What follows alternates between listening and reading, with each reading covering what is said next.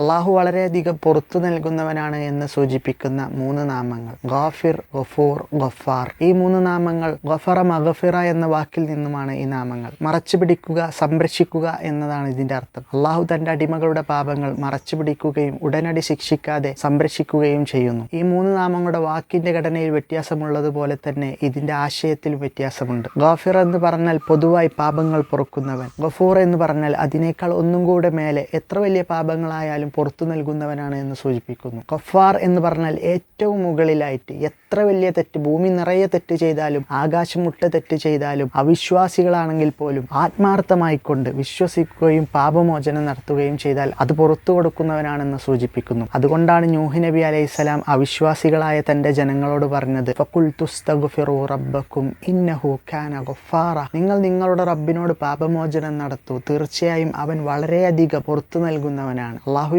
കോപത്തെ അള്ളാഹുവിന്റെ കാരുണ്യം അതിജയിച്ചിരിക്കുന്നു എന്നാണ്. അള്ളാഹുവിന്റെ കോപത്തേക്കാൾ കൂടുതലുമുള്ളത് അള്ളാഹുവിന്റെ കാരുണ്യമാണ്. അള്ളാഹു വളരെയധികം ശിക്ഷിക്കുന്നവനുമാണ്. ഖുർആനിൽ നമുക്ക് കാണാം നബി ഇബാദി അന്നി അനൽ ഗഫൂറുർ റഹീം വഅന്ന അദാബി ഹുവൽ അദാബുൽ അലീം. നബി ഇബാദി അന്നി അനൽ ഗഫൂറുർ റഹീം, ഞാൻ വളരെയധികം പുറത്തു കൊടുക്കുന്നവനും കാരുണ്യവാനുമാണ്. വഅന്ന അദാബി ഹുവൽ അദാബുൽ അലീം, എൻ്റെ ശിക്ഷ തന്നെയാണ് വേദനയേറിയ ശിക്ഷ എന്നും അവരെ വിവരം അറിയിക്കുക. ഖുർആൻ പറയുന്നുണ്ട് വിശ്വാസികളായ ആളുകൾ തെറ്റിൽ ഉറച്ചു നിൽക്കുന്നവരല്ല.